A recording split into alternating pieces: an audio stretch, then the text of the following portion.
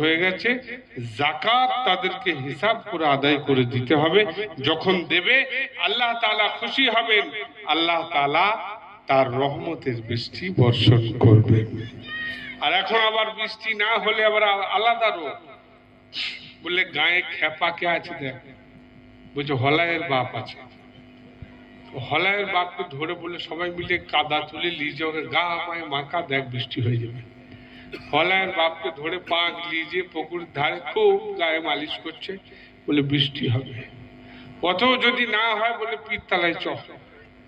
পীরতলায় লিজে ভালো করে ৩-৪ নান্দা খিচড়ি করেছে।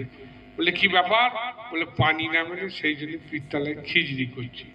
বলে খিচড়ি করলে হবে? বলছে উনি ওনার সাথে যোগাযোগ করে নেবেন, তাহলেই হয়ে যাবে। বলছে উনি যোগাযোগ করে নেবেন, তাহলেই হয়ে যাবে। আল্লাহ তাআলা বলছেন ইন্নাকা লা তুসমিউল মাউতা ওয়া লা তুসমিউ সুম্মাদ দুআ। তোমাদের মধ্যে যারা মারা গেছেন, ইন্তেকাল করেছেন, তোমরা গিয়ে তাদের কবরের কাছে যত চিল্লাবে চিল্লাও, তোমাদের দোয়া তারা শুনতে পায় না। তা আল্লাহ বলছেন তো শুনতেই পায় না, বলবে কি? শুনতে পেলে তবে তো বলবে। অতএব কোরআন আপনাকে আমাকে পথ দেখিয়েছে, কুসংস্কারের জীবন নয়। কুসংস্কারে ডুবলে হবে না। কোরআন পথ দেখিয়েছে, সেই কোরআনের দেখানো পথ ধরে আপনাকে আমাকে চলতে হবে। পানি হয়নি তার জন্য কি করবে? বললে সলাতুল ইস্তিসকা,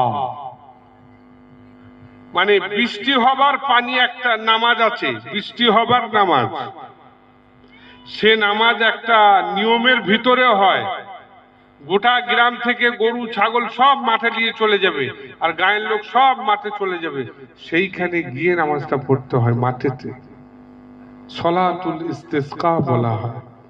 বলে নামাজ, পানি নামারও নামাজ আছে? বলে হ্যাঁ আছে, পানি নামারও নামাজ আছে। তো বলে এই নামাজই হচ্ছে না, আবার পানির নামাজ। ঈদের দিনে 8টার টাইম করে দিলে আস্তে আস্তে 3 রাকাত ছেড়ে যায়। আবার এই সলাতুল ইস্তিসকা আমাদের পড়ার টাইম আছে?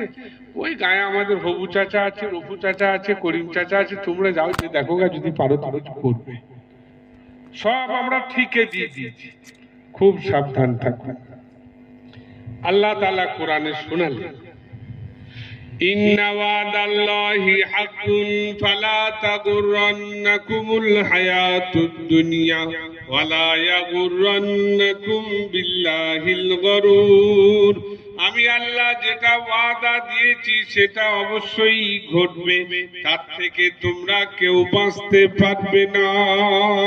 খবরদার, এই দুনিয়াটা ধোঁকার দুনিয়া।